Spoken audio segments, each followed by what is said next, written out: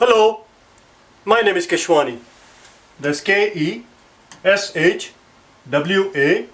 Keshwani. We are here because we want to prepare for the GMAT.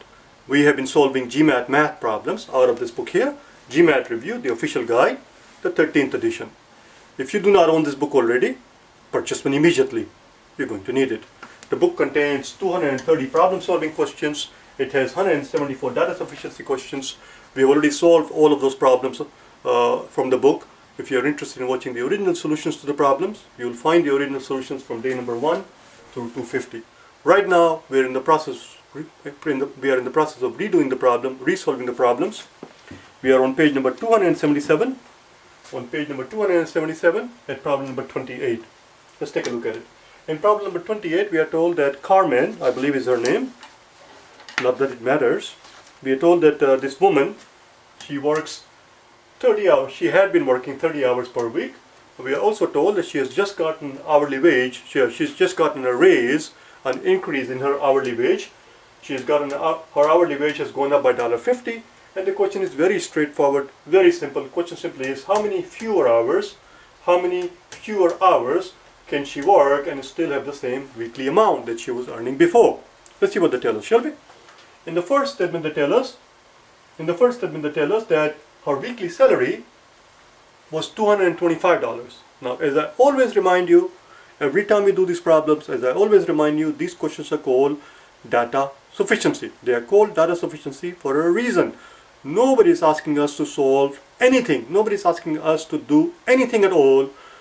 All we have to simply tell them is, do we have sufficient data to be able to answer the questions? We don't actually have to answer the questions. It's a very important point to keep in mind. Because if you start solving the problem each time, you will never get anywhere. Do you understand? This is very straightforward, very simple. Okay, listen to me. We know her weekly salary. Listen to me. We know her weekly salary. And we know that she used to work 30 hours per week.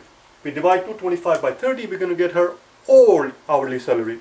Once we have our old hourly salary, we add $1.50 to it, we get her new hourly salary. We know she still wants to make 225. We divide that amount 225 by her new hourly salary, we're done. We will know how many hours she needs to work after she gets the raise. And once we know how many hours she needs to work after she gets the rate in order to earn $225, we just subtract those new hours from the old hours and we'll know how many fewer hours she has to work. End of the story. The first statement is enough. The first statement is quite enough. A, D, B, C, E. A, D, B, C, E. We have just established that the first statement by itself is sufficient. That tells us that we have a 50% chance of getting this question right. We know now that the answer cannot be B, C, or E. It will have to be either A or D. Now listen, what we are about to do is a sheer waste of time. We will not be damn silly to actually sit there in the real exam and do what we are about to do. We are doing it only for learning purposes. So we can actually do it out just for the hell of it. You understand? Not for the exam. So here we go. We have 225 what she was making. She was working. We are told that she makes $225. She works 30 hours per week. We divide that by 30. 22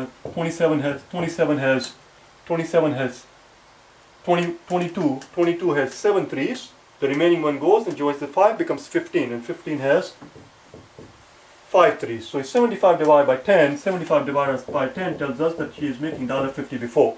This is her old wage. Old. The new hourly wage,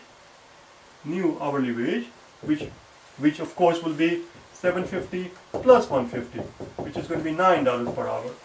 So she is now making $9 per hour. The question is, how many hours does she need to work to make $9? We can find out very quickly somewhere. Where can we do it? I didn't leave. I'm going to do it right here. 225, same amount of money that she was earning before, but this time we're going to divide by $9 because she's making $9 per hour, because we just found out that she was making $7.50 before. This is her new hourly wage is $7.50 plus $1.50. How many nines in a 22? 22 has 2 nines. 22 has 2 nines. 2 nines are 18.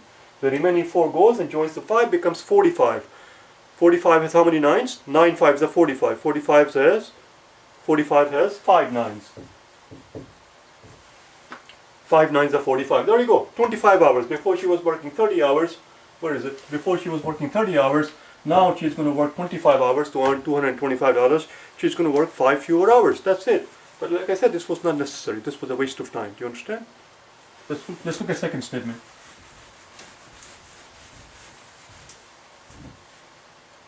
In the statement 2, they tell us that the increase of $50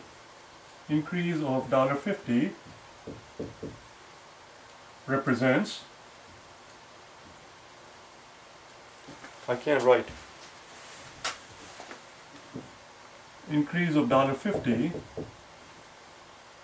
represents, how do you spell represents? Represents 20% raise. So we are told here that the $50 that she got increase, this $50, this represents 20% of her wage. Well, let's see what we can do. So increase of $50. So $50 represents means is equal to 20% of her old salary. 20% raise. There you go. There you go. We can figure from this equation. Okay, look. From this equation, we can figure out the W, her old hourly wage. Okay, listen carefully. This is about as far as you have to go in the exam. Once we know her old hourly wage, we can just going to add $50 to it. That's going to give us her new hourly wage. That's going to give us her new hourly wage. Once we have her new hourly wage, we divide the 225 by the new hourly wage, and we figure out how many hours she has to work now in order to earn the same amount of money, $225. We subtract the old hours from the new hours, and that's it. Voila. That will tell us how many fewer hours has to work. Second statement by itself is also sufficient. The answer is B. So a problem like this should take no more than a few seconds. Do you understand? Because we don't have to do anything in this problem. Nothing at all. We simply have to tell them, do we have sufficient data? They don't use the word enough. They use the word sufficient. Same thing. Data sufficiency sounds far fancier than having enough data problems. Do you understand? Data sufficiency problems. Yes, we have sufficient data here. Again, if you are interested, we can do it out. It only takes a second. So W equals $50 over 0.2, which is same as 15 over 2. As you can see, it's $750. She is earning $750 before. Now you add $50 to it, we're going to get $9, and we divide 225 by 9. Same old story as before. That's all. Now, another way we could have set this problem up is this way. Okay. Another way we could have set up the problem is this way. We know that before she was working 30 hours, her hourly wage is W. Now she's going to work X hours. These are new hours. X hours. These are new hours. Before she was working 30 hours, we're looking for X. How many new hours? And that X times 1.2 times W, which is her new wage. You see, because we just been told in the second statement that this $50 represents 20% raise. So 1.2 times W, that's her new wage, times the new number of hours. This amount has to be the same as the amount that she was earning before, because that's the whole point. Question is, how many fewer hours does she need to work in order to continue earning the same amount of money as before? That's it, we are done. As you can see, W is going to drop out. We solve for X, we are done. X is going to be equal to 30 divided by 1.2. which is same as 300 divided by 12. We are almost done. How many 12s in a 30? 30 has 2 12s. 2 12s are 24. 2 12s are 24. The remaining 6 goes and joins the 0, becomes 60. And how many 12 does 60 have? 12 5s are 60. 60 has 5 12s. That's it, we are done. So she's going to work 25 hours now. Before she was working 30 hours, she's going to work 5 fewer hours, and that's all. Of course the answer is not going to change. The statements never contradict each other. Do you understand? If we found out from the first statement that she needs to work 25 hours now, the second statement better give us the same information. Otherwise something has gone wrong. Either we have done something wrong with the first statement, or we have done something wrong with the second statement. But they never contradict each other. Do you understand? If you do the work here and you find out that you're getting 27 here and before we're getting 25, then something has gone wrong. Of course you have no way of knowing where the things has gone wrong. So you have to check everything. Anyway, we're done with this thing. Enough of the talk. Let's move on to the next problem. Number 29. These are very interesting problems. These are fun problems because these are mind teasers. They're just trying to see if you are able to tell us Tell me if I give you enough information or not to be able to answer the question. I'm not actually asking you to answer the question. Just tell me, do you have enough information to be able to answer the question? That's all. 29.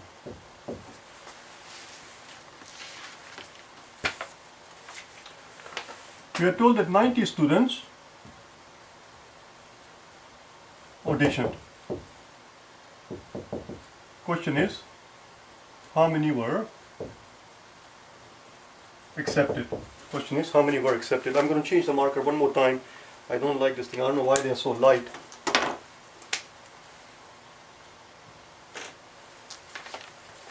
How many were accepted?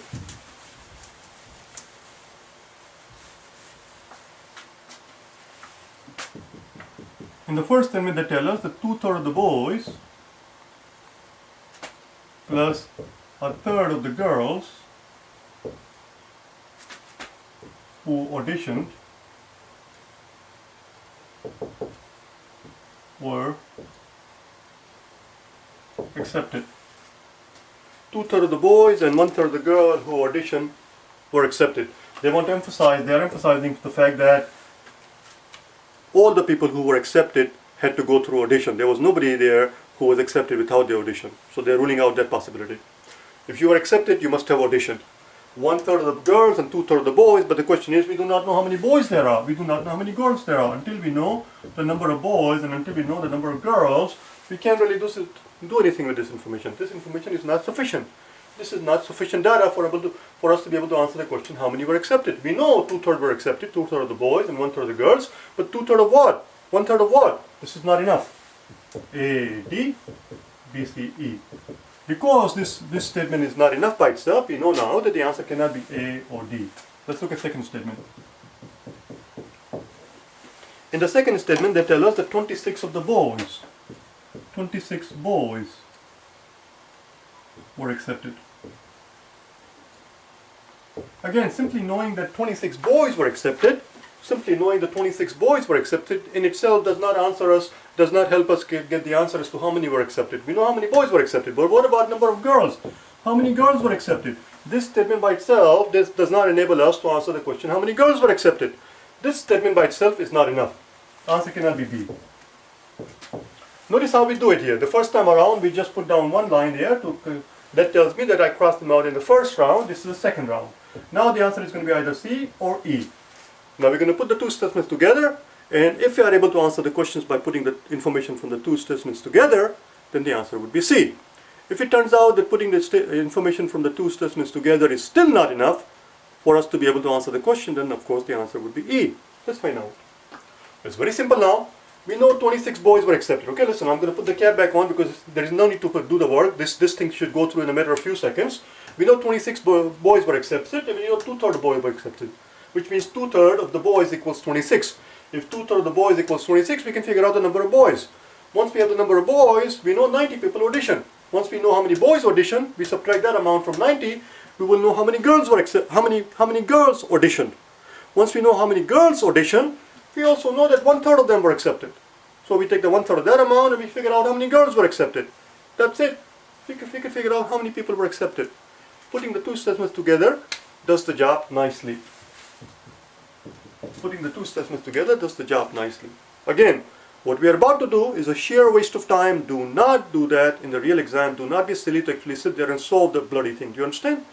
It's not necessary. Nobody is asking us how many people were accepted. Even though this is how the question is phrased here, how many people were accepted, but nobody is asking us that question.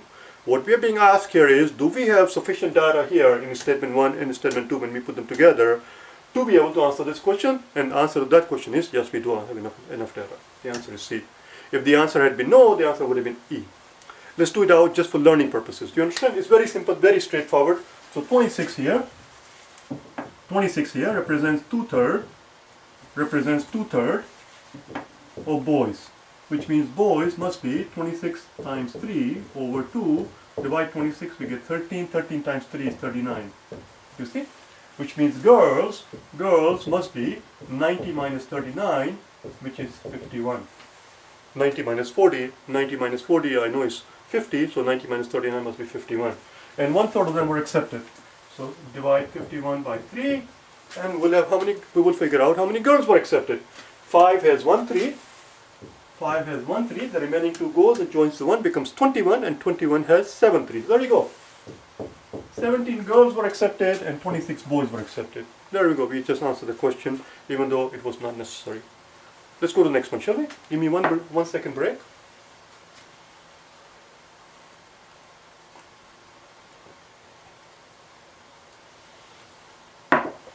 Number 30.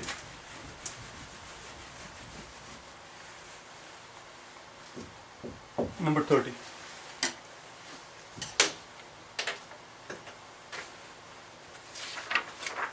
Oh, number 30 is a silly question. What is the surface area of the band? And the band that is shown to us is a cylinder. And here is the band.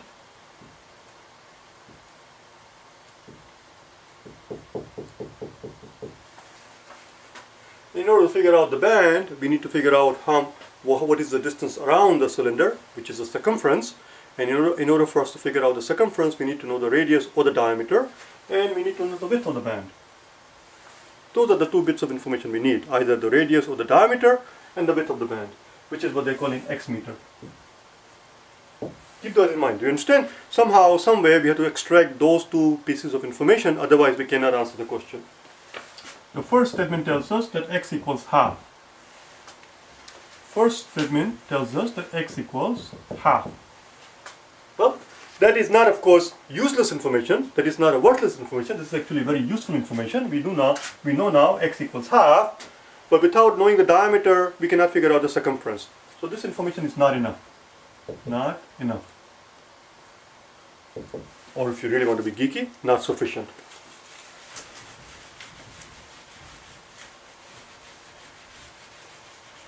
You understand? If you happen to be sitting next to some good-looking girl, and if you want to impress her, then you don't want to say not enough out loud. You want to say not sufficient. You understand? Will impress her no end. It's not enough. Do you understand? The answer cannot be A or D. Number 2. Number 2 tells us that the height of the tub, what the hell? Height of the tub is 1 meter. So now they're telling us that the whole bloody thing is 1 meter high. This is the worthless information. This is worthless information because we're not interested in the height. We want to figure out the diameter of the bloody thing. We want to figure out the radius of the bloody thing. Simply knowing the height, not only this information is not, it's not that it's not enough. We did not say not enough or not sufficient. What we said is this is worthless. Now, why is this word very important? Why is that word carries significance? Because now we know that not only that second statement by itself is not enough, but if it is worthless as opposed to not enough, if it is worthless, then there is no point in putting the 2 statements together. Because whatever we knew from the first statement will remain the same. This statement is not adding anything to our knowledge. So the answer is C. It cannot be C either because this is worthless. Putting the 2 statements together is not going to add anything to our knowledge. Do you understand? It's not going to add anything to our ability to be able to answer the question. The question was, what's the surface area of this band? In order to figure out the surface area, we need to figure out the circumference. And in order to know the circumference, we need to know either the diameter or the radius of this thing. They have not told us diameter or radius from either in these 2 statements. We know them. We know the width of the band. We know how wide it is. It's half a meter wide, but we don't know how big it is around the circle. Let's do the next one, shall we? I'm explaining too much. Next one.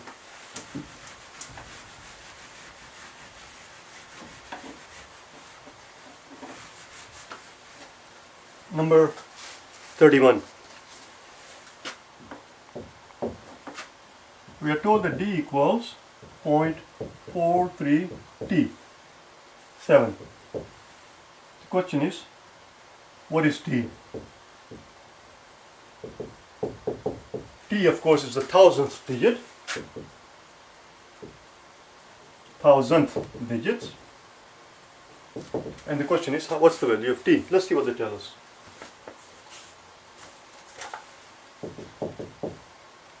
D rounded to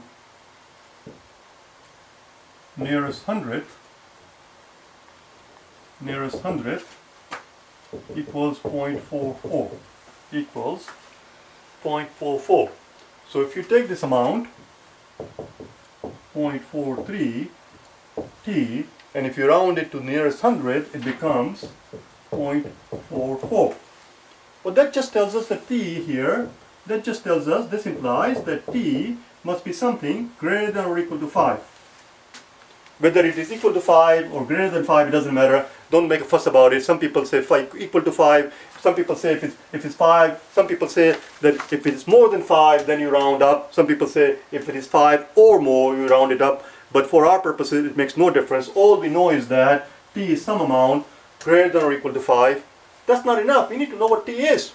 Simply going around and saying that it is some amount greater than or equal to 5 does no bloody good. You understand? This information is not enough. A, D, B, C, E. A, D, B, C, E. Answer cannot be A or D. Let's look at second statement.